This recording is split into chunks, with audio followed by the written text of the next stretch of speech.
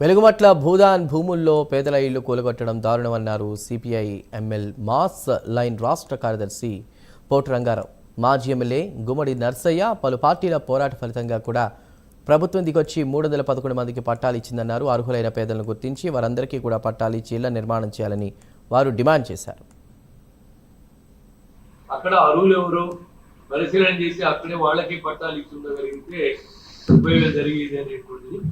అక్రమార్కులు ఎవరు గుర్తించి వాళ్ళ ఏడల తగిన చర్యలు తీసుకోగలిగితే బాగుండేది. కానీ మొత్తం బుల్డోజర్ పెట్టి అన్ని చదువు చేసి ఇవాళ వాళ్ళే ఒక హడావుడిగా ఒక 311 మందిని ఇక్కడ సెలెక్ట్ చేసి భూమి కేటాయించేటువంటి పద్ధతి ఏదైతే పట్టాలు ఇచ్చే పద్ధతిలో అనేక అవకతవకలు జరగడానికి అవకాశం ఏర్పడిందని మేము భావిస్తున్నాం.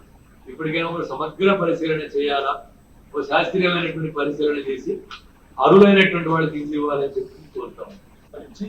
7 దాకా నడిపితే అప్పుడు 400 ఎకరాలు వాళ్ళ పేరుతో పట్టాలు క్యాన్సిల్ చేసి 400 మంది పేదలకు పంచారు ప్రభుత్వం.